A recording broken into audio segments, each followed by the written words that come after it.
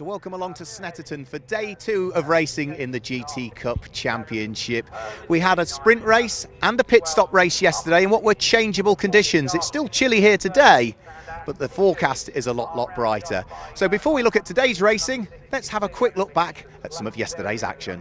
We're about to get our pit stop race underway. Red lights are on the gantry. We've got 50 minutes on the clock and we're away and racing for the second time at Snetterton today. It's a Lamborghini lockout on the front row of the grid, and Ian Campbell, I think, is going to lead the charge as they head up towards Ritchie's for the first time. It is Mark Havers who already has just let the door open a little bit, and through has gone Peter Ursig at the wheel of the Audi. A little bit of jostling further back, and I think Mark Smith bouncing over the curbs on the exit of the corner, just getting some dusty Pirelli tyres, but the American gathers up the moment and they are all safely through the first corner.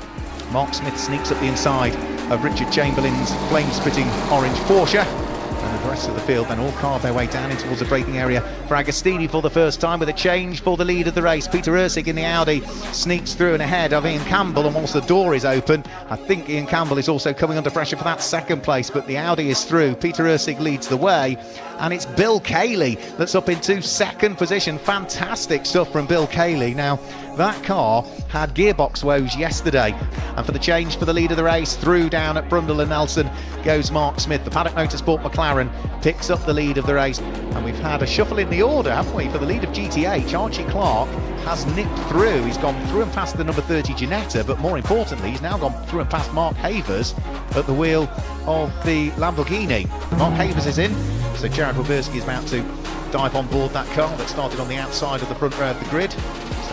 And the American is about to come through and claim his 5th win of the season in the GT Cup Championship 2025. It's a win for Paddock Motorsport, the McLaren and Mark Smith, who come through to win the race. De Fenwick in the Lamborghini that was driven by Ian Campbell in the early stages of the race is going to come through to finish in 4th place and pick up maximum points in Group GTC. And we've also got our winner of Group GTH to come through, which is going to be Simon Griffiths now. Solid day's work for Innovation Racing.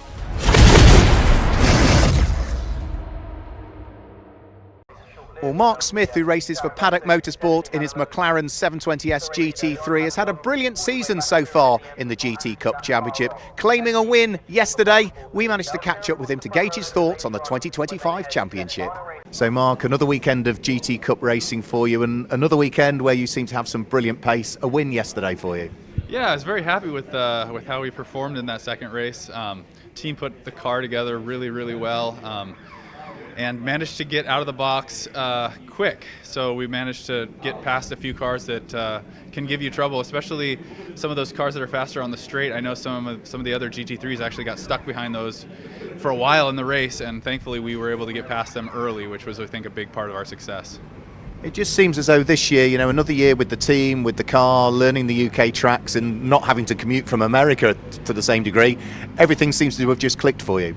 Yeah, able to stay here sometimes 2 weeks in a row to get in the car for both GT Cup and British GT, and just that extra seat time is huge. Really feeling confident with how the car wants to move. A lot fewer situations where I feel like the car wants to come around on me, and the team has certainly made a step forward themselves on setup and the way that the car's behaving. So all that together is certainly starting to yield some pace. I know initially at the beginning of the season you were going to do a part year in GT Cup and see how things went. Well, things have gone rather well, so I'm guessing we might see a bit more of you for the rest of 2025. Yeah, I'm hoping to make as many as I can. I know I have to miss Silverstone, but other than that, I'm trying to put everything on the schedule. Well, good luck for today, some fantastic pace yesterday, and good luck for the rest of the year. Thank you very much. Paul Bailey has been a regular on the GT Cup Championship grid for a good number of years. He is a former champion, but this weekend he comes out in another new car. The Ferrari 296 Challenge joins the championship this weekend. We caught up with Paul earlier on today. A former champion in GT Cup, we've seen you out in many different cars over the years. A brand new Ferrari 296 Challenge for this weekend. Yes, I decided I wanted to race something different to the Lamborghini Huracan GT3. We've done really well with that. I won the overall championship and the class and the sprint race in 23. Last year runners-up, so I thought let's have something new. I bought the McLaren. We knew it was a tired car. We've spent so much time and effort on getting the car right, but because it's an on-Evo, it's about 2 seconds per lap off the pace. So I was never going to win anything in that car. So I decided just overnight to buy the 296 Challenge. Selena supported me, my wife, with the purchase, and we picked it up on Wednesday afternoon. So not many miles turned before arriving here at Snetterton. Very changeable conditions over the last few days. I gather from the team they've looked into a bit of data, made a few setup changes in advance of today. Yes, we're developing the car as we race it more and more. Today will be my third and fourth race. Yesterday in the first race we made the error of coming in to change onto wets, which a lot of people did. So that's a set of wet tyres completely chewed up.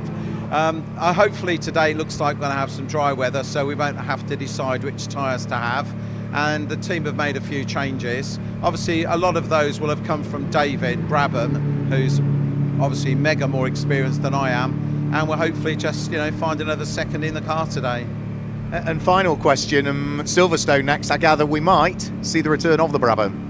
Yes, we've had some serious issues, as you know.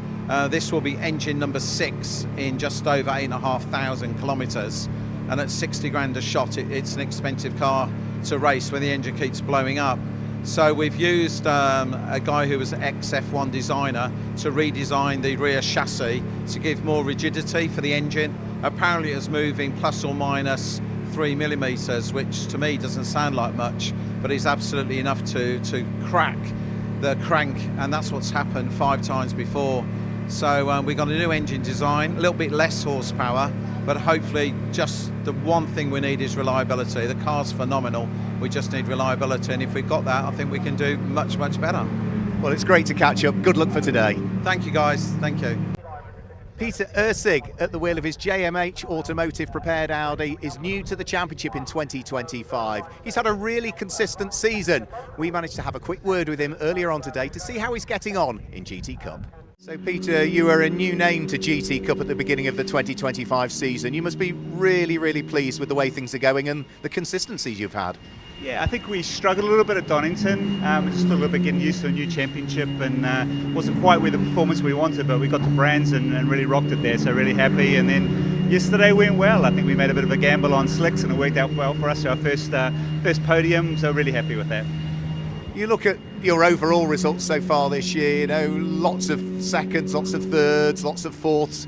That win is just around the corner, surely. Yeah, and we've got much more to come, I think. It's great having someone like Mark in the championship. He's a lot of experience in British GT, so he gives us a target to go for. So for us, that's the one we need to find about another half a second here and there, and then we'll be there. But we definitely can do it. So our goal is really to be on his tail and fight him for the win. Last time out at Brands Hatch, we saw you sharing the car with Marcus Clutton on the Saturday. You're driving solo this weekend. More plans for Marcus to come back in later in the year? Yeah, he'll be with us at Silverstone. I think the original idea was for us to do all the sort of the shorter races, just solo drive, a bit more experience for me in the car. But when we get to the longer races, Marcus will be back. And JMH Automotive, a new team that you've moved over to this year, preparing the Audi for you. That's going well? Yeah, they're a mega team, right? I mean, we never have any worries about the car. It's just always ready for me, and we have some great conversations around setup and the conditions from that. So it's great working with an experienced team like JMH for sure. Well done on yesterday. Some great results in changeable conditions. Good luck for today. Thanks very much. So let's have a look at the Snetterton 300 circuit. Off the start line and through the first corner at Ritchie's into the heavy braking area at Wilson. You then flick left at Palmer and down the short straight in towards Agostini. The infield technical section brings you through Hamilton, the Kink, up towards Oggies and Williams. A critical corner. Carry all of the exit speed down the Bentley straight into the braking area. Difficult braking through Brundle and Nelson. The bomb hole and then through the daunting, never-ending right-hander at Coram. Final corner is Murray's, which brings you up the centre straight to the start-finish line. That's a lap of the Snetterton 300. It's just under 3 miles long, 2.969 miles. And because the circuit is built on an old REF base, there's not much change in elevation, just 9 metres elevation change throughout the 3 miles. It's a technical circuit, some tight and twisty sections, some fast sections, 12 turns. That's a lap of the Snetterton 300. So there we go. That's an insight into some of the drivers and gives you an indication as to what the circuit looks like. We've got round 10 of the championship coming up for you shortly in the GT Cup Championship. It is our pit stop race that we have as our first race on the Sunday. That's a change of format if you've watched in previous years. It always used to be sprint race followed by pit stop race on the Saturday, and then we did sprint race followed by pit stop race on the Sunday. That's changed for this year because on the Sunday it's the pit stop race that's first, and our final race will be the sprint race. It's blustery conditions. It's actually, whilst the weather forecast is better today, we've still got clouds everywhere, but it's really chilly. It almost feels like spring hasn't arrived yet, even though we're heading towards summer now. There's quite a strong breeze as well, which is largely going to be a headwind as the cars come up the start-finish line. That will give them a tailwind as they go down in towards Brundle and Nelson, so you can see there. And the wind is sort of over 30 kilometres per hour, so it is quite blustery out there. It is chilly out there, so the tyres will come onto these cars preheated when they come out of the garages and out onto the grid, which they'll be doing very shortly. But of course, once they get onto the grid, they sit there for the best part of 5 minutes, and all of that tyre temperature slowly disappears again, which means that on the formation lap, you've got work to do as a driver. You've got to try and build some temperature into the tyres, and the temperature is built in two different ways. You need to build the surface temperature of the tyre, and the best way to do that is to weave the car around from side to side, but you also need to build the core temperature in the tyre. And when I say the core temperature, I mean the air that sits inside the tyre. You need to heat that up, and the best way to do that is to be on and off the brakes as well. Get onto the brakes. Those brakes start to heat up. That heat radiates out into the wheel itself, into the wheel rim, and then that penetration of the heat through the wheel rim then radiates into the air inside the tyres, and that builds the core temperature for you. So even on the formation lap, there's going to be a chunk of work for all of the drivers to do.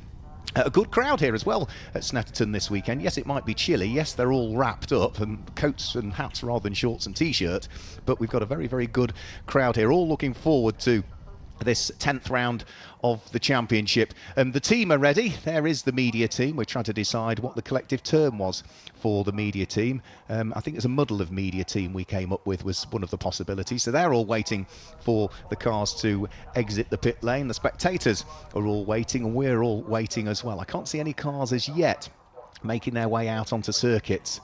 You can see the blue skies. You can see the blustery weather that we've got. And in probably less than a minute's time, I think we're scheduled to go green and see the cars heading out onto the grid. So they're all based in the garages. They do a full lap to line up on the grid, and then we will get another formation lap for them to build all of those temperatures. This grid is set based on the qualifying times that were set this morning in the session. They have a free practice session and qualifying on the Saturday. They have another free practice session and a qualifying session on the Sunday. You can see the cars lining up ready to go. There's the number 80 car, which will be driven by Bill Cayley, and briefly was up to second place in the race yesterday in the car which historically is running Group GTB, because it's a slightly older challenge spec Porsche.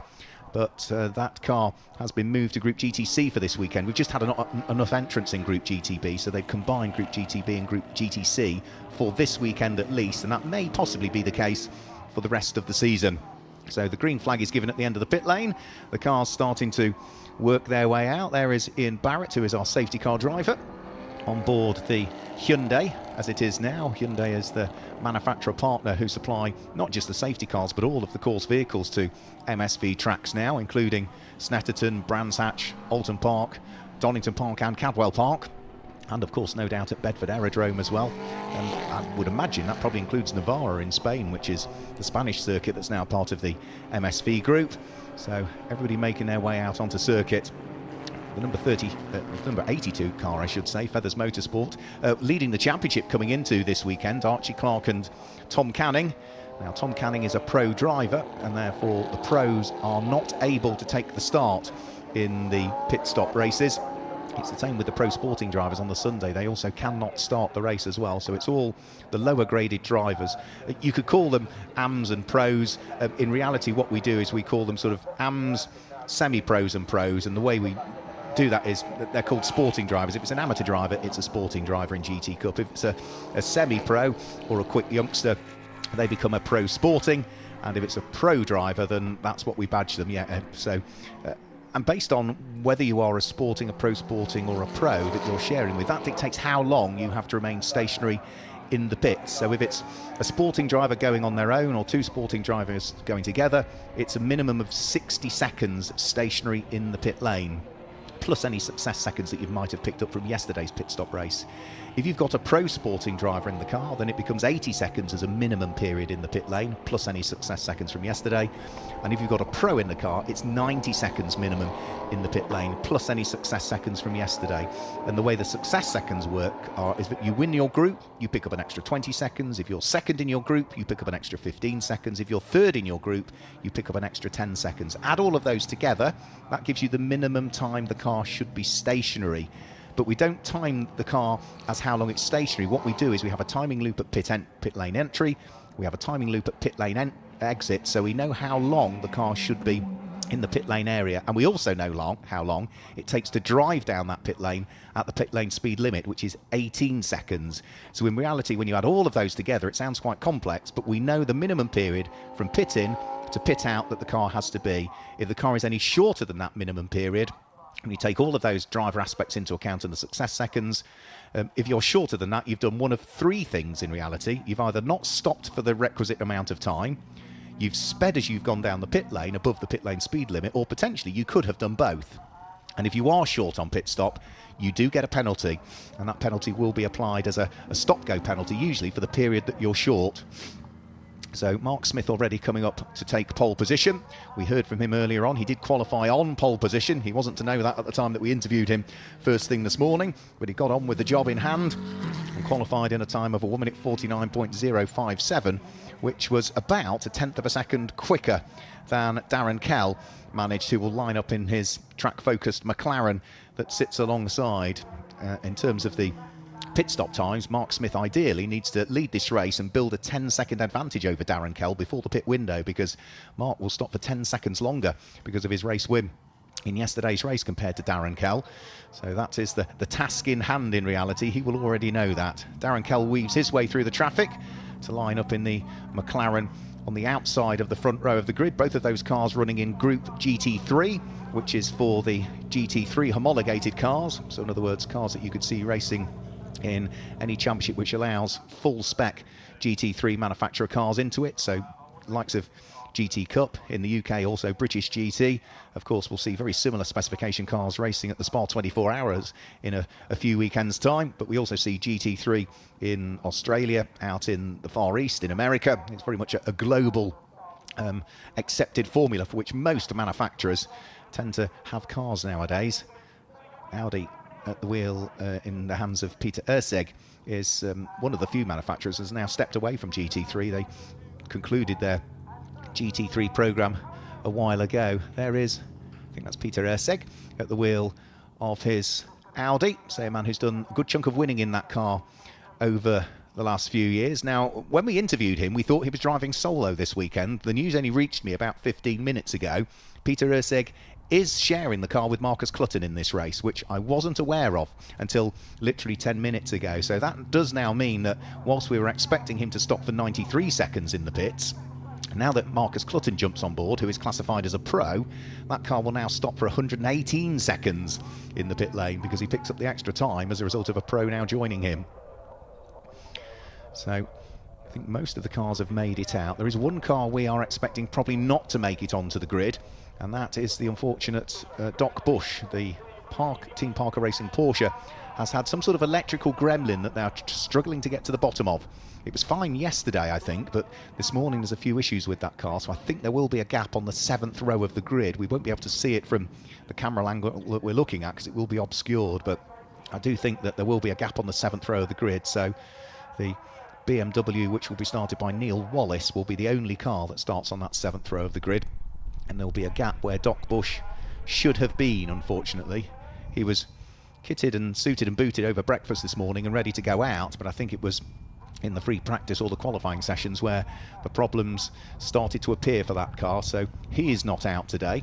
Frank Morris had an off yesterday, which we didn't see in the camera angles that we had available to us yesterday. Frank spoke to me at breakfast this morning, had a spin coming out of Williams yesterday and put the Lamborghini into the barriers, The car restarted and he started to drive away, but then he heard a big dragging and scraping noise on the tarmac, so he parked it up. And whilst they've got most of the parts to repair the Lamborghini, they haven't got all of the parts, so he is unfortunately not starting today either. And also Richard Chamberlain, if you were watching yesterday's footage, he retired with a sort of throttle problem in his car.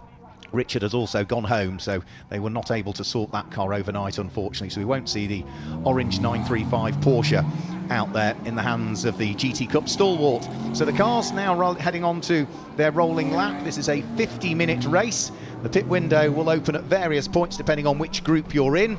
So it's the cars in the likes of Group GTH and Group GTA towards the tail end of the field, the lesser powered cars that get the opportunity to pit first today, and those that are running at the front will be the second batch of cars to pit today. Let's give you the grid then, and we'll give you the time they'll spend in the pit lane. Mark Smith starts from pole position in the McLaren, 98 seconds in the pit lane for him, and alongside is Darren Kell, who will have 88 seconds in the pit lane. Row 2 of the grid, Peter Urseg will start, 118 seconds for the Audi in the pit lane, and alongside is the Lamborghini started by Ian Campbell, 98 seconds from pit in to pit out as a minimum. Row 3 of the grid is going to be the car of Bill Cayley, and that car will have 88 seconds in the pit lane, and alongside is Graham Tilley on 118 seconds before he hands over to the pro, which is Will Tregertha. And then it's Paul Bailey, 123 seconds for the Ferrari in the pit lane, alongside Simon Griffiths, who will be on 98. As we head to the next row of the grid, which is row number 5, Archie Clark starts, 113 seconds in the pit lane, and then Mark Ellman will start in the 99 car before he hands over to Owen Hizzy, 113 seconds as well. Matt Eddles is next up, 78 seconds in the pit lane, and then it will be Neil Wallace in the BMW, who has got 93 seconds to spend in the pit lane. And then on to row number 7. That's where we see Mark Havers, 98 seconds before he hands over to Jared Waberski. Mac Priestwood starts in the Anthony Seddon Racing number 73 car, 98 seconds before Lewis Tyndall can jump on board. Brent Millage is next up. He has got 88 seconds in the pit lane, and Jack Gadd is off the back of the grid. He had qualified 5th quickest, but he is off the back of the grid for some reason. 78 seconds for the Top Cats Racing Lamborghini, which makes its debut in GT Cup in the hands of Jack Gadd. So, in terms of the pit stop windows, well, if you're in a car that runs in Group GTH or Group GTA, you can pit between the 24th and the 29th minute of the race. If you're in a car that runs in Group GTO, Group GT3 or Group GTC, you have to wait until, at the earliest, the 29th minute of the race, but you can pit up until the 35th minute of the race. So all the cars running at the front, their first stint will be slightly longer today because they were the first batch of cars to pit yesterday. It gets swapped round on each particular day. There's the Kepston Ginetta in the hands of Brent Millage. Good to see Brent back racing in the GT Cup. Say he did take a bit of a sabbatical from racing for 5 or 6 years, but he's back for a full campaign in 2025. He's thoroughly enjoying himself as he gets to grips with the car ever more and blows away those cobwebs. But it's an all McLaren front row of the grid. The black car with the pink flashes is the Paddock Motorsport car of Mark Smith, the American driver. Darren Kell in the all-red track-focused McLaren, both of them 720S GT3 Evos. Lining up alongside. We've got 50 minutes on the clock, and we are about to get round 10 of the 2025 GT Cup Championship underway here at Snetterton. Red lights on the gantry, and as the lights disappear out as they do now, we get our second pit stop race of the weekend underway. It's a good start from Mark Smith from the front row of the grid, who's going to lead the charge up towards Richie's corner for the first time. Darren Kell just manages to try and get across the nose of the Audi of Peter Urseg as they squabble over who wants to be second and third in the early stages, and as they now head into the braking area for the Wilson hairpin for the first time, Peter Urseg runs very, very wide indeed, hangs on to third place. Bill Cayley is there in fourth as the early leader in Group GTC. And they charge their way down the short straight and up towards the braking area for Palmer. Paul Bailey making a bit of progress already. He's snuck through and ahead of the Ginetta in the hands of Simon Griffiths, who gets sideways coming out of Palmer and will lose the lead of Group GTH as a result of that, as they head in towards the braking area for Agostini for the first time. Ian Campbell is trying to unlock the door on the Porsche of Bill Cayley. That will be for the lead of Group GTC in the early stages. Is the Lamborghini going to go through? No, Bill Cayley braved it out around the outside at Hamilton, and I think still might just about have the advantage as they head in towards the braking area for Oggie's early lead in Group GTH, going the way of the SVG Motorsport Ginetta, I think. Ian Campbell's made it through, so that's a change for the lead of Group GTC. The Lamborghini ahead of the Porsche, and then there's another Lamborghini which is now closing in on Bill Cayley, which will be Graham Tilley's red machine with the Dayglow yellow flashes to it. in a straight line. I think the Lamborghini will have the advantage, but Bill Cayley is just going to keep his nose ahead as they turn their way through Brundle and up towards the right-hander at Nelson for the first time. Paul Bailey behind that at the wheel of the sole car we've now got running in Group GTO, the brand new Ferrari 296 Challenge specification car, the V6 engine twin turbo machine, best part of 690 brake horsepower from that particular Ferrari. Good to see it in the championship. So it was only taken delivery of earlier on this week, so they're still putting the miles on the car and still trying to understand it. Even the baseline they're working off in today's dry conditions is a very similar setup to run in the old outgoing 488 Challenge specification Ferrari. Use that as the baseline and then develop the 296 from there in terms of the setup that you'll want. So Mark Ellman, the early leader of Group GTH, but under pressure from two cars right behind him. The Aston Martin in the hands of Archie Clark, and then Simon Griffiths, who was leading Group GTH for the first few corners until that small moment coming out of Palmer. He's going to try a different angle heading in towards the Wilson hairpin to see whether there's any possibility to move his way through and ahead of the Feathers Motorsport Aston Martin, but he can't quite get the job done there. He claimed 2 wins in Group GTH yesterday, did Simon Griffiths, and he'll be hoping that he can try and scoop another win here if he can. But of course you also need to consider that in the case of the Aston Martin, we've got the pro driver Tom Canning taking over. In the case of the number 99 Ginetta, we've got the pro sporting driver Owen Hizzy taking over. So Mark Ellman giving way to Owen Hizzy, 113 seconds they will spend in the pit lane. Archie Clark giving way to Tom Canning will spend exactly the same amount of time in the pit lane, 113 seconds. And for Simon Griffiths, he'll have 98 seconds to spend in the pit lane, so he'll be stationary for 15 seconds shorter. So the idea for the number 30 Ginetta is stay on the coattails of those cars. You should leapfrog them come the pit window, which is a long way away yet still, but the race could well come to you. And then the task for Simon will be to try and hold off the quicker pros and the pro sporting drivers. Well, he's having a nibble at Archie Clark round the outside at Brundle. We'll give him the inside line for Nelson, and the Ginetta makes it through up to second in Group GTH. So flash of the lights from Archie Clark as Simon Griffith wiggles his way through and ahead. And now the next target will be that Ginetta that's just up the road, which is the SVG Motorsport car in the hands of long-time Ginetta racer Mark Ellman. So through Coreham up towards the braking area for Murray's. A little bit sideways coming out of Murray's for Simon Griffiths in the Innovation Racing with Cresta Ginetta. In a straight line, I've also got one of the quicker GTC Lamborghinis going through, which is Mark Havers. The race leader, Mark Smith, on his way and starting to build an advantage of what is already 4.4 seconds after just 2 laps of racing. Look in the background, you'll see Darren Kell in the McLaren, and then the Audi of Peter Erceg is not that far away. But Mark Smith has built the small advantage. Say he knows he needs to build an advantage. He knows he's going to stop for 10 seconds longer than the second place McLaren at the moment. Peter Erceg will now be stopping for 118 seconds when he gives way to Marcus Clutton. But Marcus Clutton is a pro driver, whereas for Mark Smith and Darren Kell, they're both amateurs, and no disrespect to them because they're very, very quick racing drivers, but they're not quite going to be as quick as the pro driver Marcus Clutton. So they know come the second part of the race that when the pros jump on board, they'll be watching their mirrors and have to work overtime to keep pushing to try and maintain any advantage they've built up. So up towards the braking area for Brundle and Nelson comes Mark Smith. So he set the fastest lap of the race, 1 minute 50.812 on his first flying lap. I think by the time we get everything done and dusted, we should see lap times probably down into the 1 minute 49s, even 1 minute 48s from these drivers. Then it'll be even lower as and when the pros jump on board for part 2 of the race. So through Coreham up towards the end of lap number 3 this time through. Second place McLaren of Darren Kell, still under pressure from the Audi R8 GT3 Evo 2 in the hands of Peter Erceg. And as they come over the start finish line, they're separated by just 9/10 of a second in their squabble for second and third position. Fourth place is the Group GTC leading car, which will be the Top Cats Racing number 23 Lamborghini of Ian Campbell. Bill Cayley will be 5th, and 6th at the moment will be Graham Tilley at the wheel of the number 4 Lamborghini that runs in Group GTC.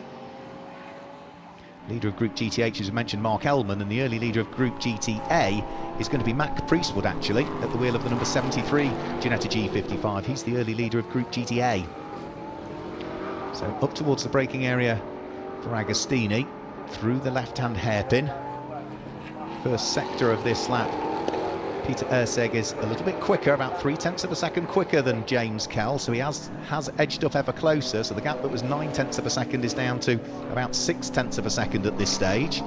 Through Oggies and then up towards Williams, and then we'll get an indication through the second sector of the lap as to who might be quicker. That second sector ends roughly when they get underneath the vehicle bridge at the end of the Bentley Straight. Well, they're just at the start of it now, and as they head down to the bottom section of the circuit, has Peter Erceg been able to close the gap any further? Yes, he has. Another 1/10 of a second closer. So it's down to about half a second at this stage as they head through Brundle and Nelson. It's McLaren from Audi, the top three at the moment. Peter Erceg will be looking to see whether there's an opportunity to work his way through. The difficult thing will be, of course, he gets in the dirty air and it affects the handling of the Audi, particularly through this sweep here at Coram. And his best bet will be probably get a good exit out of Murray's, because if he can get a better run coming out of Murray's than the McLaren ahead, and he can sit in the slipstream, and that McLaren is then into a headwind as well down this part of the circuit, there's a bigger hole in the air that he can accelerate his way into. But he's just too far away this time. He's not close enough as they head up towards the braking area for Ritchie's. And whilst these two are squabbling, our race leader, Mark Smith, is building the advantage all of the time. 10.3 seconds to the good, and another new fastest lap of the race, a 1 minute 49.778 for the American that time through, as he disappears ever more up the road from this squabble for second and for third position. So the top three cars all run in Group GT3 at this stage. The fourth place car is the Group GTC leading car in the hands of Ian Campbell, which will be taken over by Fraser Fenwick for part two of the race. And now Peter Erceg, different line through there, probably just outbraked himself a little bit and ran a little bit too wide heading round through Agostini, almost right the way out to the white lines on the exit of the corner, so maybe just missed his braking point subtly. And for the lead of Group GTH, that's closing up. We said that Simon Griffiths, the next task in hand was to try and close up on the SVG Motorsport Ginetta of Mark Ellman. Well, he's done that part. He's now got the unenviable task of trying to wiggle his way through into the lead of the race if he can make it stick. So up towards Agostini, those two will come. They've dispensed with Archie Clark, whose Aston Martin is just starting to fall away a little bit in the background, but the leading pair for GTH absolutely rooted together. And Simon Griffiths, knowing full well that he's going to be stopping for a shorter period of time than the car he's trying to hunt down at the moment, so even if he can't get through and past, he should be ahead of it once we've cycled our way through the pit stops. And remember, these cars in Group GTH will be the first batch to pit today. Group GTH and Group GTA pit between the 24th and the 29th minute of the race. So in other words, if you look at the countdown timer at the top of the screen, when there's between 26 and 21 minutes to go is when they can come in. So down towards the bottom of the Bentley Straight, Archie Clark in the background still flashing the lights on the Aston Martin, trying anything to try and put off the cars ahead. And over the start-finish line comes that squabble for second and for third place. Despite the small mistake at Agostini last time through, Peter Erceg has closed up again to the coattails of Darren Kell. Even with the small mistake, he was still a 1/10 of a second quicker on the previous lap than the second placed McLaren, the number 88 car.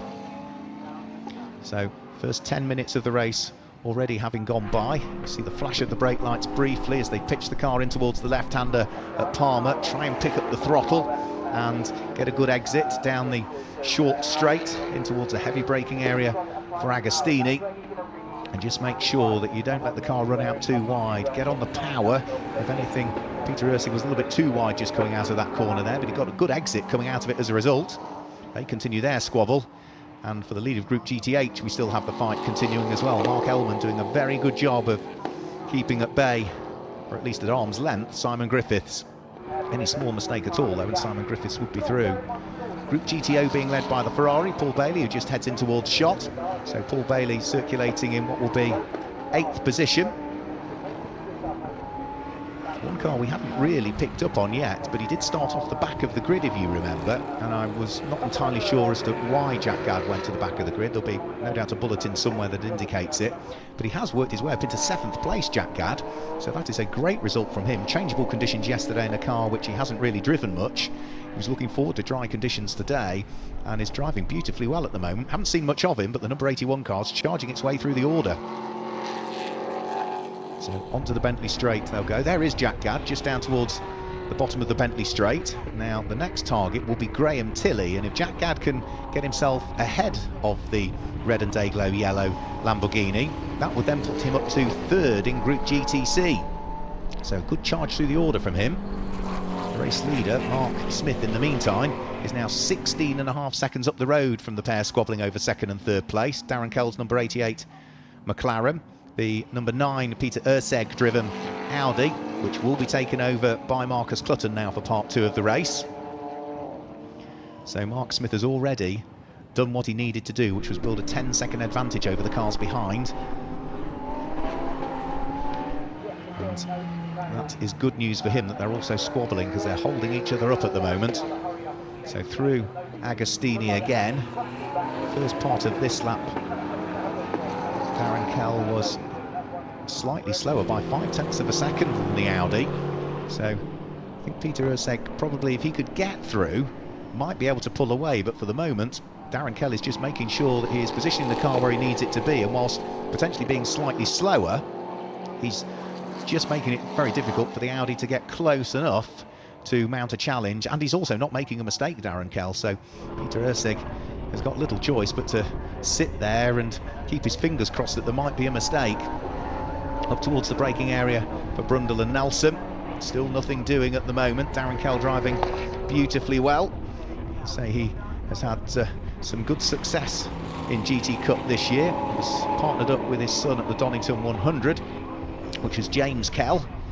James concentrating his efforts racing in things like GT World Challenge Europe for this year, but we will see him back out later on in the year for some of the longer races in GT Cup when there's no clashing commitments. The pair still together. 0.8 of a second separated them last time as they came over the start-finish line. This time when they come over the start-finish line, the gap from McLaren to Audi comes down to 0.5 of a second. So Peter Urseg all of the time looking to try and edge ever closer. So the difficulty is the closer you get, the more you're in the dirty air, and the more difficult it is to try and overtake the car. All of a sudden the lead advantage just keeps building. It's up to now 19.6 seconds from Mark Smith back to this jostling pair. Darren Kell doing a sterling job. Peter Urseg trying everything he possibly can. Now, what's going to happen this time as they head up towards Agostini? Peter Urseg is still too far away, but he might try a subtly different line through the corner. Takes the more traditional racing line rather than trying to triangulate it that time through. It's still McLaren from Audi for second and third position. Fourth place is still Ian Campbell, who leads Group GTC and has about 6, nearly 7 seconds between himself and the second place car in Group GTC, which is Bill Cayley. Is another 5 seconds back to that to Graham Tilley, who is now really feeling the pinch from Jack Gadd. So Jack Gadd has managed to catch up. So there is Bill Cayley. Wait for the red Lamborghini to arrive, and then you should see Graham Tilley and Jack Gadd absolutely together. Yeah, and is this another opportunity for Jack Gadd to try and wiggle his way through? No, he can't do anything on the short run up towards Hamilton, but the car that's come off the very back of the grid could soon be inside the top 6. Graham Tilley will try and make it as difficult as he can. Graham with huge amounts of racing experience, all the way back to racing Formula Ford in the 1970s. So he's not short on experience, Graham Tilley. But Jack Gadd, who is keen to impress in his first weekend of racing in this car. So he's used to racing on slick tyres in things like Ford Escort RSRs, turbocharged, space-brained Ford Escorts. But talking to Jack Gadd, he did say, you know, that the handling of the Ford Escort is a very different way of driving the Lamborghini, and he's still trying to re-engineer his brain to get used to the peculiarities of the Lamborghini compared to what he's come out of in the past. So it's been very much a learning curve for Jack Gadd.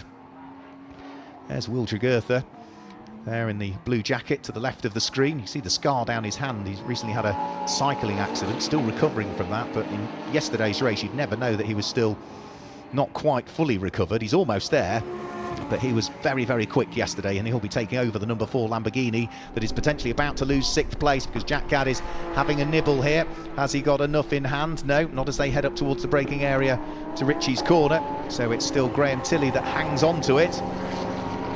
Jack Gadd sitting there in 7th position, and this time is he up the inside going in towards the Wilson hairpin? No, not quite.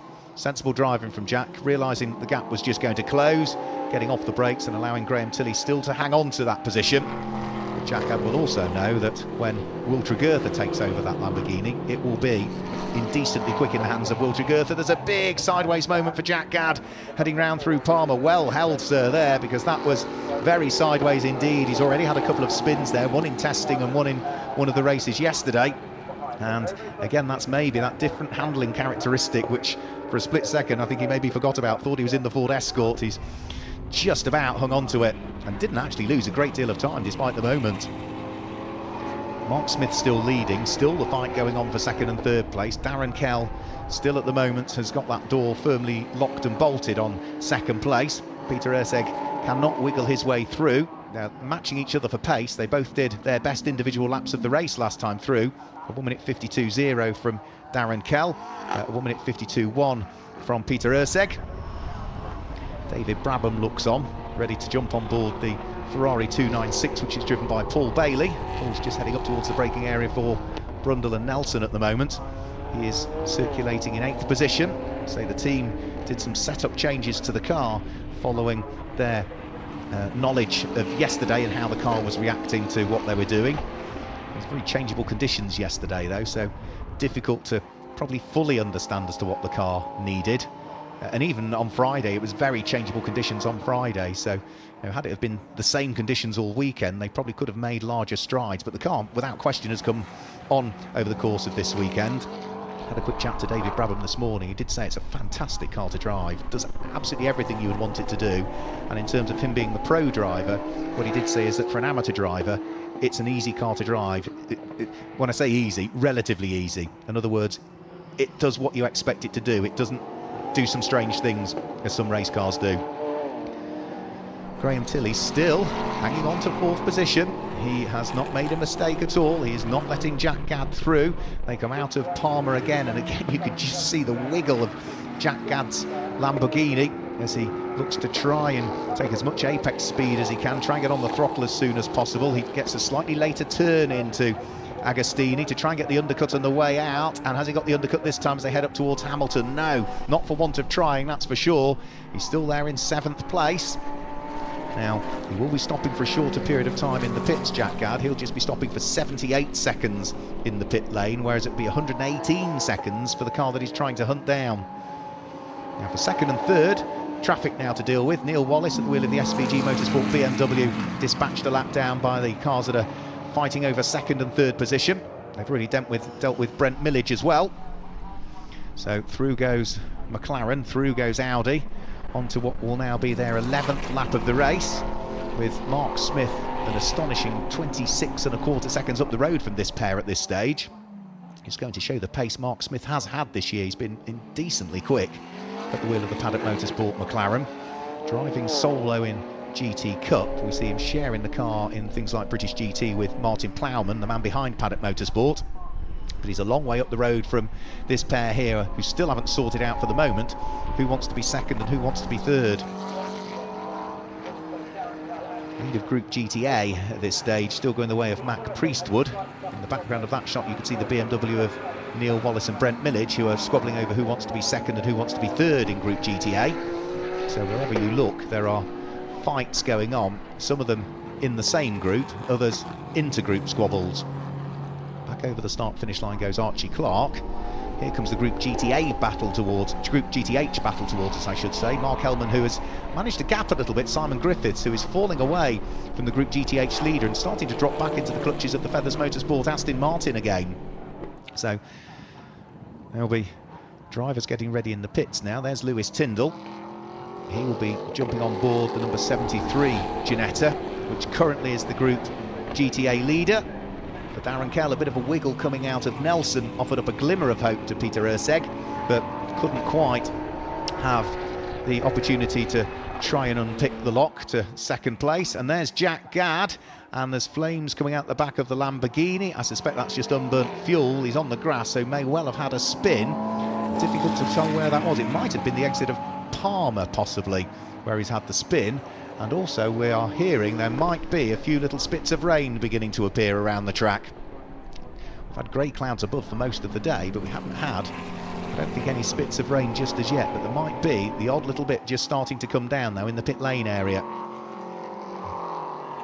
Darren Kell still hanging on to second place.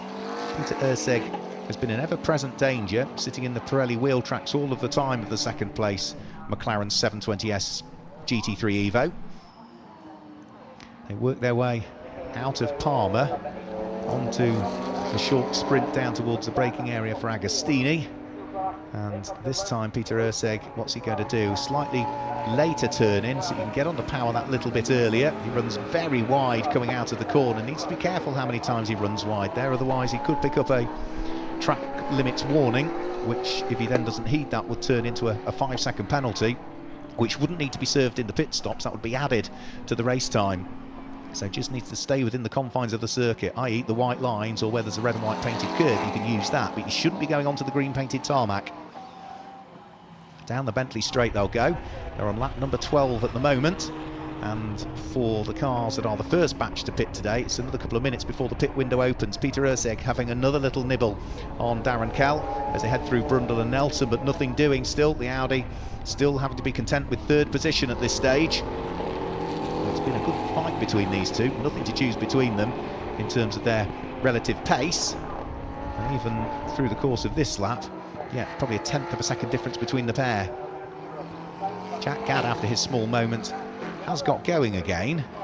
He is in 8th position now, whereas he was in 7th place. I think it's just one position he lost with the spin.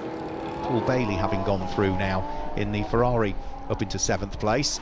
And over the start-finish line comes this squabble still for 2nd and 3rd place. Peter Urseg do anything to try and distract Darren Kell, to try and get him to look in the mirrors, to get him to look down at the onboard rear camera system that all of these cars have. Certainly in GT3 you use the mirrors less. You have a CCTV camera which pokes out the back of the car, and there's a screen in front of the drive which allows you to see what's going on behind, so you don't necessarily need to use the mirrors to the same degree as otherwise you would wish. 2nd and 3rd in Group GTA is close as well, isn't it? Neil Wallace at the wheel of the BMW, under pressure from Brent Millage, who is having a good run at the wheel of his Ginetta. Those two pick their way out of the Wilson hairpin with about 30 seconds to go before the pit window opens for them, so they could potentially pit at the end of this lap, because they do run both of those cars in Group GTA. And remember, when we get to 26 minutes remaining, that's when the cars in Group GTH and Group GTA can dive for the pit lane. All the cars in the other groups will have to wait until the 29th minute of the race, i.e. when there's 21 minutes remaining, so another 5 minutes before they can even enter the pit lane as yet. So through the kink at Hamilton, up towards the braking area for Oggies, and then from Oggies you get the right-hand sweep there, and the faster right-hand sweep at Williams for 2nd position. Peter Urseg is upping the pressure now on Darren Kell, and you can just see the body language of Peter Ursig is saying, look, I need to crack on with this. The end of my stint is probably about 5 minutes away. He's going to have the pro driver Marcus Clutton jump on board, who will be one to watch in part 2 of the race, that's absolutely for sure. We haven't seen the Audi claim an overall win so far this year. Peter Urseg has had a few 2nd places, 3rds, 4ths and 5ths. And here he goes, this time up towards Ritchie's corner. He brakes as late as he can. He sends it up the inside of Darren Kell, who sees him coming. Fair racing, they give each other just enough room. And Peter Urseg has finally managed to unlock the door to 2nd place. Works his way through. And I think now the Audi is through, I do think he'll pull away from Darren Kell. Not to say that Darren's driving slowly at all, but I think Peter was the quicker of the two, but just couldn't work his way through. But a good move up the inside, and fair play to Darren, saw him coming, gave him just about enough room, and the Audi is now looking to try and disappear up the road for the final few minutes of Peter's stint before he brings the car in and hands it over to Marcus Clutton for part 2 of the race. Our race leader, Mark Smith, amongst the Group GTH front runners at the moment. He's picked off Archie Clark's Aston Martin. He's got a sideways Simon Griffiths that he's going to work his way through and past on the run in towards the bomb hole. And then it's just the Group GTH leader, which is Mark Ellman, who is just up the road now, that will need picking off. But we might even see possibly some of these cars in Group GTH dive for the pit lane at the end of this lap. Let's wait and see whether they do. Up towards the start-finish line, Mark Ellman does dive for the pit lane. I thought he might do, so Owen Hizzy is about to jump on board that car. And the other cars in Group GTH head for the pit lane as well. Wouldn't surprise me if they did. Yes, they all do. Simon Griffiths is in, Archie Clark is in.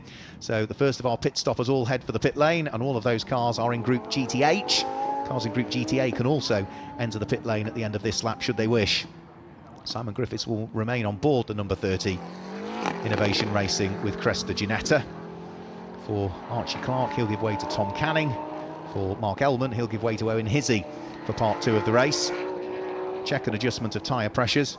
A quick sweep of the radiator ducts just to make sure that there's no grass in any of the radiator ducts. And in comes Mark Havers.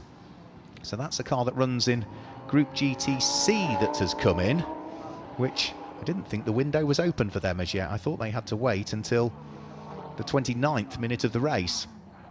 In other words, when there's 21 minutes to go, so they might be in slightly early. Mac Priestwood out of the 73, and in will jump the man who we saw getting suited and booted a while ago, which is Lewis Tyndall. But all of the other cars in Group GTO, Group GT3, Group GTC need to remain out still at the moment because their pit window, as far as my understanding is, isn't open yet. So I do wonder if Mark Havers has come in a shade too early. So Graham Tilley's still continuing on his way. He circulating in 6th place at this stage.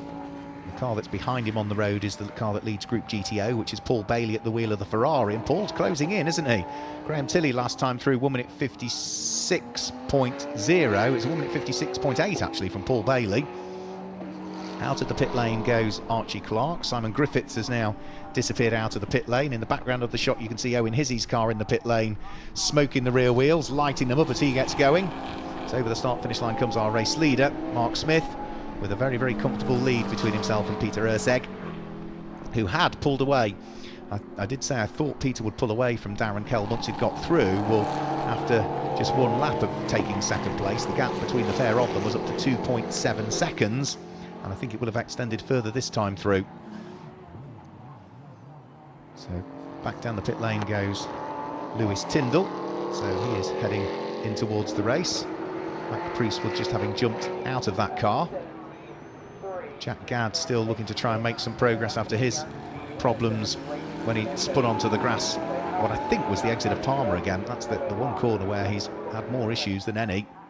So it's been still a solid weekend, moving forward all of the time, Jack Gadd in that car, finding pace, getting more familiar with it, understanding the handling characteristics of the Lamborghini Super Trofeo compared to what he's come out of before.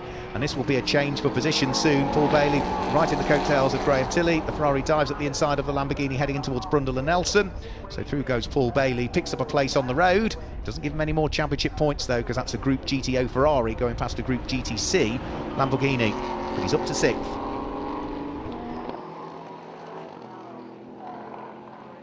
So more drivers getting ready to dive on board. There's Will Tregurtha, former British GT4 champion some years ago. In a Ginetta it was for HHC Motorsport at the time, Harrogate Horseless Carriages as it was. And now Paul Bailey dives to the pit lane and Graham Tilley dives to the pit lane. So the pit window has now opened for the other batch of cars. So they can all now opt to come in. Paul Bailey comes in straight away, ready to hand over to David Brabham. Graham Tilley comes in, ready for Will Tregurtha to take over. So 118 seconds in the pit lane for Graham Tilley, giving way to Will Tregurtha. 123 seconds for Paul Bailey, giving way to David Brabham. So in reality, whilst out on track, Graham Tilley just lost out to the Ferrari. The Ferrari should lose out in terms of pit stops to the Lamborghini, because they'll be stopping for a longer period of time. There's no real need to rush these pit stops when you've got the best part of 2 minutes to conduct the driver change. There's no refuelling, there's no tyre changes, it's just a case of adjusting the pressures. And it's Peter Urseg coming in, I would have thought so. Yep, so watch out for Marcus Clutton, because he's about to jump on board the number 9 Audi. Mark Smith continues, he's got no second driver to worry about. He's going solo in this race, as he has done all season in GT Cup. So he can leave until the tail end of the window if he wants to, which is another 4.5 minutes away yet, so he's got plenty of time to come into the pit lane still, as long as he's in when there's more than 15 minutes to go, so he can pit between the 29th and the 35th minute of the race. So we'll see as to whether the race leader comes in at the end of this one. He's got nearly a 44-second advantage between himself and the car that's in second place, which will be Darren Kell in second. Of course, both Mark Smith and Darren Kell have not pitted as yet. Ian Campbell comes into the pit lane, ready to hand over to Fraser Fennick. Haven't seen Bill Cayley in the Porsche come in yet, so number 80 Porsche is now up into third. James will take over that, his father, for part 2 of the race. We've also not seen Jack Gadd come into the pit lane as yet as well. So Will Tregurtha leaves the pit lane. The Lamborghini ahead of the Ferrari. There is the number 23 car, which Ian Campbell is out of, about to jump on board is Fraser Fenwick. Now, we haven't seen much of the Aston Martin in this race. That is Sam Mayer-Loughnane, who is utilising all of the Norfolk countryside and a bit more that's available to him as he came out of the bomb hole. And for second and third in Group GTA, the squabble is back on, isn't it? It was Neil Wallace fighting away with Brent Millage earlier. Well, now it's Ian Astley that's taken over the BMW. Brent Millage stays on board the Ginetta. They are resuming their battles. Shuffling the order of Group GTH, Owen Hizzy now on board the number 99 car. The 82 Feathers Motorsport Aston Martin will be safely in the hands of Tom Canning. And they'll be fighting over what I think will be second and third in Group GTH, because Simon Griffiths would have stopped for a shorter period of time. Jack Gadd is in. And is it my imagination, but the Ian Campbell to Fraser Fenwick swap over is taking a while, possibly. That car was still parked up in the area of the pit lane where Top Cats Racing are basing themselves for this weekend. Hope all is well with it. It just seems as though that car, number 23, might have been in the pit lane for a while longer than I expected. How long does it need to be in there? 118 seconds, yeah, so 2 minutes, one of the longer pit stops, so that's probably right still. I think all is probably good. It was just the final few seconds of their pit stop that was ticking away. And yes, the car is back out there, so all was good. So I'll give you a full rundown of the order once we've cycled through all of the pit stops, because the race leader Mark Smith is now in, and Darren Kell is now in the pit lane as well. So that is all barring the number 80 Porsche, which hasn't pitted as yet, and really needs to probably at the end of the lap that it's on, because Bill Cayley, in fact, yes, he comes in. Bill Cayley comes into the pit lane as well, so that is everybody now that has either conducted their pit stop or is in the process of conducting their pit stop. Group GTH battle raging. Owen Hizzy trying to keep Tom Canning as honest as he possibly can. They are fighting over second and third overall. The race leader Mark Smith is back out. Remember, he had to stop for 98 seconds. Also, we finally got the Cayleys in, as we say, so the Uber GT Performance Porsche is in. Thought it's been a solid weekend for them. Really impressed with the pace that the Cayley family have had. In particular, Bill, who has been lightningly quick at the wheel of what is one of the older challenge specification cars in reality. But they really have had some good pace, and considering that they broke a dog ring on fourth gear on Friday and replaced the dog ring, but then realised it was actually fourth gear that was playing up, so the gearbox came out to be fixed, it went back in, it had to come out again. They drove down to Sussex, picked up a brand new gearbox, fitted it overnight on Friday into Saturday morning, when they finished the team at I think 1 o'clock, 2 o'clock in the morning. They've had some really good pace, considering the weekend wasn't looking good at one point. This battle for second and third in Group GTH is a good one as well, though. Tom Canning and Owen Hizzy are about to be gobbled up by Jared Waberski, so this is 10th, 11th and 12th altogether. The Group GTC Lamborghini should be able to feed its way through and ahead of Owen Hizzy, who lets Jared Waberski squeeze his way through at Hamilton, knowing full well that there's no point holding up what in reality is a car in a quicker group.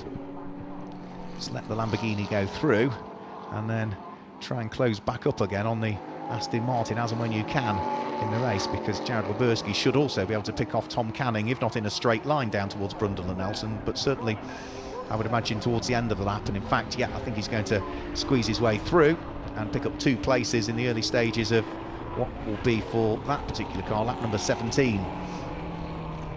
The race leader is on lap number 19 at the moment, Mark Smith, which is still an out lap for him, so he's only just conducted his pit stop.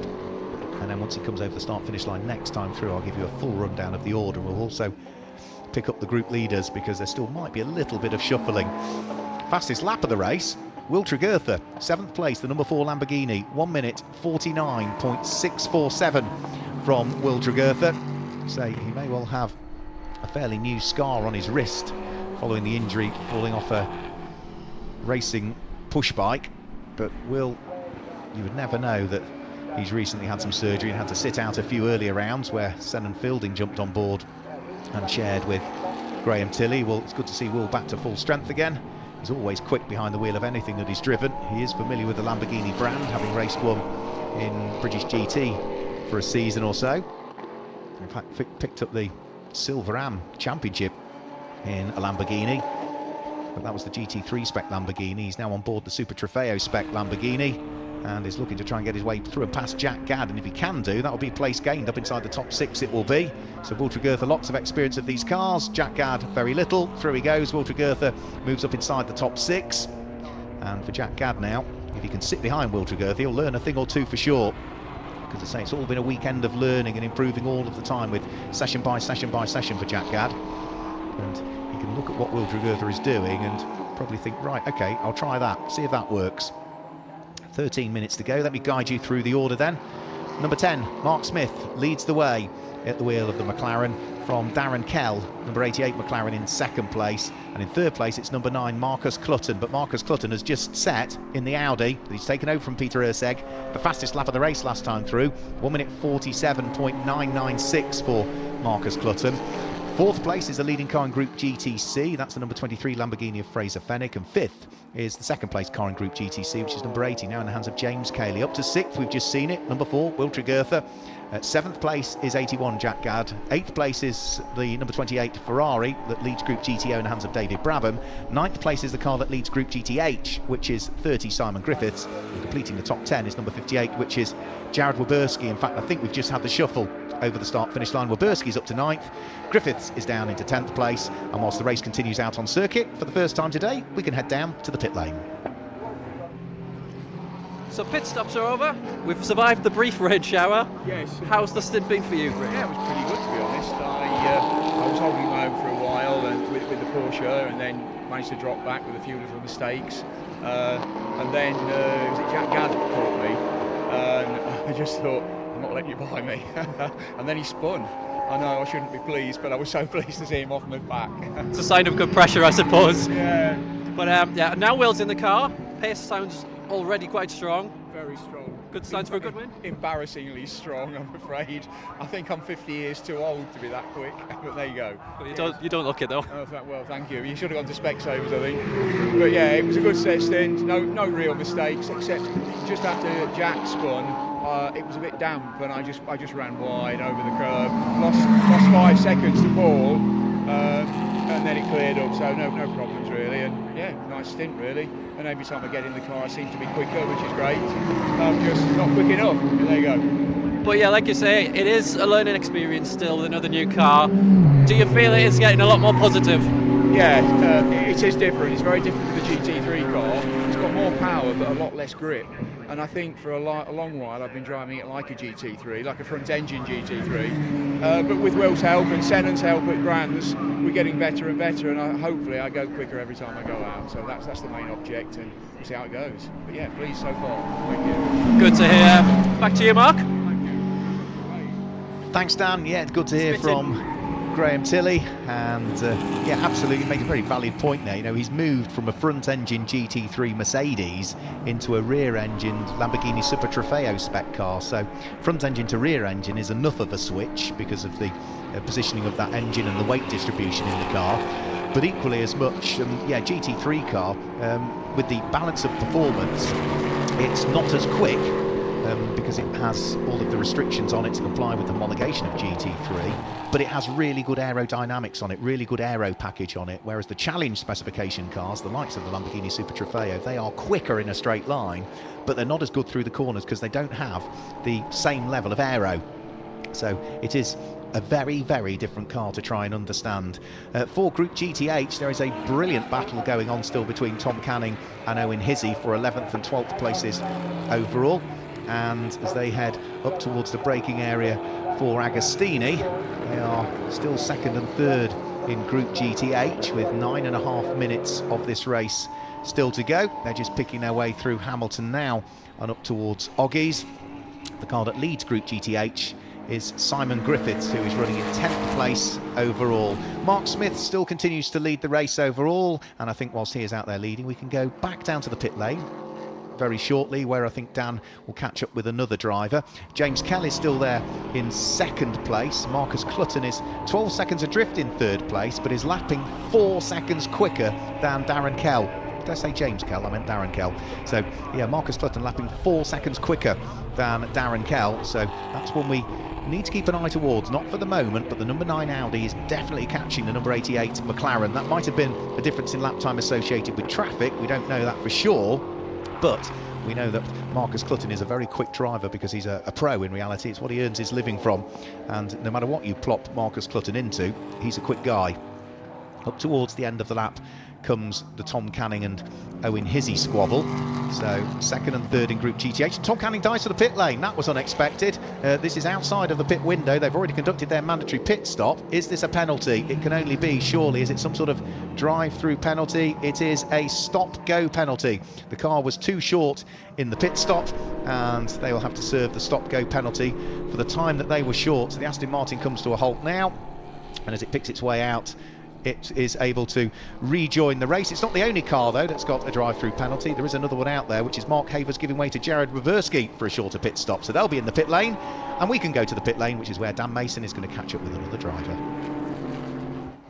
Well, as a Bolton comedian said, I think it's spitting out here at the moment in the pit lane. We've got Archie Clark here. We've just seen the Aston come to the pit lane. Could you tell us what's happened there? Well, unfortunately we've got a stop-go penalty for our pit stop being 0.2 seconds too short. So that's not great, but I guess it is what it is, so yeah. But apart from that, coming into GT Cup, you've already shown great speed, new environment. How has it been for you? It's been really, really good. I've really enjoyed racing loads of different types of cars. So I like seeing all the Lamborghinis and different types of Astons around. It's really, really cool. It's very different to what I'm used to, which is like a single make series, so this is a good learning curve. Well, best of luck. Let's see how it goes from now. Back to you, Mark. Thanks a lot. Yeah, we can see the windscreen wipers on Tom Canning's Aston Martin now that it's conducted its mandatory pit stop. If it's spitting, everybody inside, I think, is where we need to be at the moment. For the lead of Group GTH, that is tightening up now because Simon Griffiths is really feeling the pinch. Owen Hizzy is right on the coattails of the Innovation Racing number 30 Ginetta, trying to hunt him down, and this will be for the lead of the group. Up towards the braking area for Murray's they'll go. The Innovation Racing Ginetta just leading the SVG Motorsport Ginetta. You can see them both wiggling around under acceleration. As a flash of the lights from Owen Hizzy as they head over the start-finish line. 6 minutes of the race just over still to go. Up towards Ritchie's corner. Owen Hizzy is too far away to try anything on the running towards Ritchie's, so he'll try and carry as much momentum and speed through that part of the track as he possibly can, right the way out to the very edge of the circuit, weaving round again in the mirrors of Simon Griffiths in towards the heavy braking area for Wilson, where in tricky conditions, if there's a few spits of rain out there, you may just have to sort of almost gauge the amount of grip that there is, because it could potentially be changing from lap after lap after lap as the spits of rain blow in 1 minute and the next minute they disappear and the track dries. So you're almost having to second guess the grip levels as they head up towards now the braking area for Agostini. Owen Hizzy brakes as late as he possibly can, moves the car around. He's going to try and get the undercut coming out of the corner. Simon Griffiths runs a little bit wide, then is able to do the one single move defensively that he's able to do. As they head up towards Hamilton, he's still just about hanging on to the lead of Group GTH. Owen Hizzy is now going to try the wide line at Oggies, see if he can get the undercut coming back out, but I think Simon Griffiths is wise to that and will cover off any move that's coming from Owen Hizzy on the run up towards Williams. So the two will still be together as they now head onto the Bentley Straight this time through. So a brilliant battle for the lead of Group GTH. There's also a good little fight now going on for second and third as Marcus Clutton has caught Darren Kell and has wiggled his way through and ahead. I did say he was lapping considerably quicker than Darren Kell. The last lap he did was 3 seconds quicker. He comes over the start-finish line in second place, but with 5 minutes just under to go, he's still 46 seconds behind the race leader, which is Mark Smith, who is on course potentially for another win.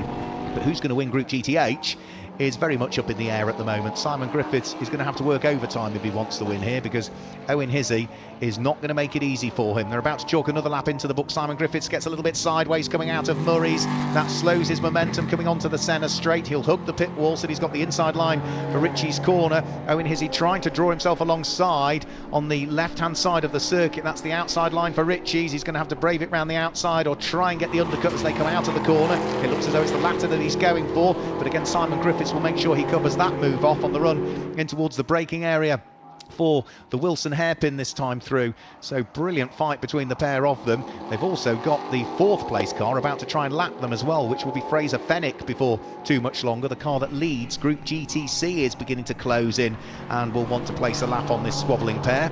So under 4 minutes to go. Again down the straight, Simon Griffiths just make sure he defends like his life depends on it. Owen Hizzy in the braking area will try and draw himself alongside. Again, is he going to try and get the undercut on the way out of the corner? Be conscious because you've got some quicker cars trying to lap you as well. Owen Hizzy again moves one way, moves the other. Fraser Fenwick backs out of the throttle because he can see the squabble unfolding ahead of him. He'll have to wait until the Bentley straight, I think, to try and wiggle his way through. But no, he squeezes up the inside of Owen Hizzy as they head round through Oggies.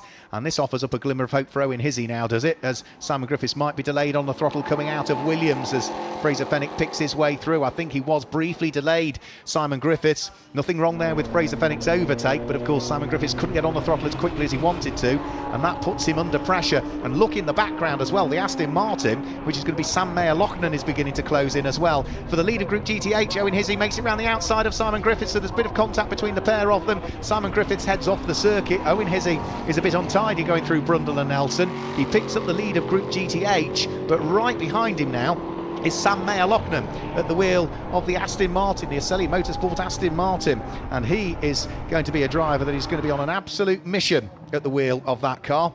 We saw Matt Eddold and Sam Mayer-Lochner running in Group GTA in an older variation of Aston Martin earlier on. They appeared later on this season in the new variant of it, and they will be delighted if they could claim a win in it. They've not had a win in Group GTH as yet since they've moved from the older Aston Martin to the newer shape one.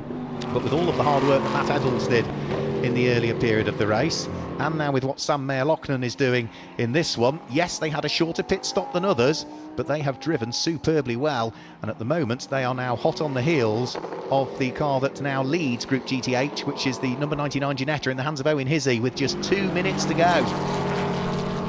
Through the left-hander goes the hip-pop-backed Aston Martin.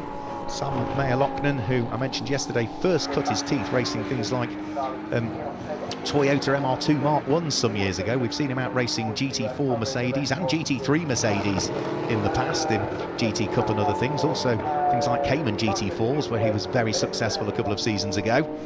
But this Aston Martin, it's only I think the second weekend of racing that we've seen Aselli Motorsport out in it. It appeared at Brands Hatch for the first time, and is a car which of course is all of the time just being sorted and understanding the setup peculiarities of it, 'cause it's a very different car to the old Aston Martin. You literally pick up all of the setup sheets for the old car, chuck them in the bin and start from scratch again with this new one, and it is all starting to come together for them here in the pit stop race. They'll be heading on to very shortly the final lap of the race, I would have thought. We're into the final 60 seconds of it. Mark Smith is somewhere in the middle sector. Whether he's going to get over the start finish line before the clock ticks to 0, I'm not sure. So I think he might just squeeze another lap out of this one, the race leader. But we'll wait and see as to whether these cars are heading on to their final lap this time through. It might be their penultimate lap, depending on how quickly Mark Smith can go round these final couple of corners. 30 seconds to go. I think he'll get over the start finish line just before the clock ticks to 0, Mark Smith. He could afford to ease things off because he's got a 40-second gap, but I don't think he is. I would imagine Martin Plowman is on the radio saying, no, just keep going, because at the moment you're going to get over the start finish line with about 10 seconds to go, so keep pushing. So through he comes, now on to the final lap of the race, which is good for us because it now means that lead battle for Group GTH, they're only on their penultimate lap as they head up towards the Wilson hairpin, with Sam Mayer-Lochner almost outbraking himself very slightly in towards the right-hand hairpin. Up the short straight towards Palmer. Owen Hizzy still leading Group GTH, but still with the Aston Martin firmly fixed in his mirrors. Around through Palmer there will go, and up towards the braking area for Agostini. Mark Smith on his final lap of the race, these two on their penultimate lap of the race. So we've got another lap after this one to enjoy this little squabble, and we still don't know who is going to come out on top in Group GTH. For Mark Ellman and Owen Hizzy, prior to this weekend, they had taken one win in Group GTH. That came in the second of the two sprint races at Donington Park. They finished second in the sprint race yesterday in Group GTH. They were third in the pit stop race yesterday, so they'd be delighted if they could make it their second Group GTH win of the championship season, and are now starting to close in on another Ginetta that lies up the road, but that's the slightly older Ginetta that is now in the hands of Lewis Tyndall, because that car runs in Group GTA and is currently 15th overall and second in Group GTA, the car they're catching. So up towards the bomb hole, ready to start what for them will be their final lap of the race next time through. And just a few moments after they go over the start-finish line to start their final lap of the race, I think we'll have the race leader coming through, because Mark Smith is not that far behind these two cars. So through Murray's, Owen Hizzy can't afford to be compromised by that Group GTA car. They're heading up towards their final lap of the race, and here does come the race leader. Right behind them is Mark Smith. He is on course for yet another win in the GT Cup Championship. Mark Smith makes it 2 wins this weekend out of the 3 races that we have had, and that now also makes it 6 wins, isn't it, for the season for Mark Smith and the Paddock Motorsport McLaren 720S GT3. That will more than please him. Now, of course, he's still got this sprint race to look forward to later on. Wait the arrival of the cars first elsewhere down the order to finish. Here comes Marcus Clutton in the Audi that was driven very well by Peter Urseg in the early stages of the race. It's going to be second overall for them. Another consistent points haul for Peter Urseg in his first weekend, or first season I should say, of racing in the GT Cup Championship. Darren Kell comes through very shortly to finish in what will be 3rd position. We've already had Paul Bailey and the David Brabham Ferrari come through to finish in 6th overall, just off the lead lap. They will claim top honours in Group GTO. And the BMW slowing out on circuit, which was the car that was leading Group GTA. Now, has that taken the checkered flag? No, it has not. Ian Astley slowing out on circuit, so that could shuffle the order in Group GTA. So there is the BMW now. And if you look right behind him, Lewis Tyndall in the Ginetta is not that far away, and that potentially could be the lead battle in Group GTA if the Ginetta closes up further to the coattails of the BMW. So a squabble for the lead of Group GTH heading through Brundle and Nelson, a potential squabble for the lead of Group GTA just behind them as well. It's all coming to a crescendo here. The checker flag is already out there on their last lap.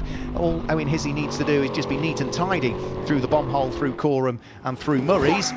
And himself and Mark Ellman and SVG Motorsport could be on for their 2nd win of the season in Group GTH, as long as he is nice and neat and tidy through Murray's, which he would appear to be. They are on course for a win in Group GTH and just finish inside the top 10 as well. So Mark Ellman and Owen Hizzy pick up the win in Group GTH, but only just from Matt Eddles and Sam Mayer-Lochner, who finished 2nd. And in Group GTA, it is just going to be Ian Astley in the car that was started by Neil Wallace that claimed top honours in Group GTA, chased all of the way to the start-finish line by Lewis Tyndall, who took over the car that was raced by Mac Priestwood in the early stages of that one. So close finish in that race, wasn't it? That's to say the least. All of the cars now making their way back in towards the pit lane area, and what a race that was for round 10 of the 2025 GT Cup Championship. There is our race winner, which is Mark Smith, just making his way in towards the Parc Fermé area, where all of the cars are checked that they comply with the technical regulations and meet the minimum weights.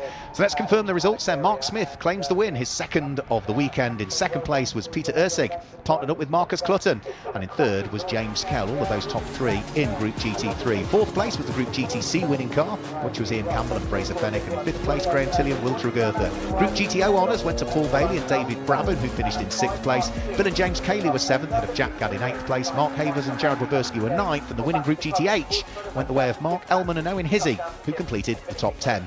As we move outside of the top 10, Matt Eddles and Sam Mayer-Lochner finished in 11th, just missing out on the Group GTH win. It was Archie Clark and Tom Clanning that finished in 12th place, having had a drive-through or stop-go penalty for the pit stop being too short.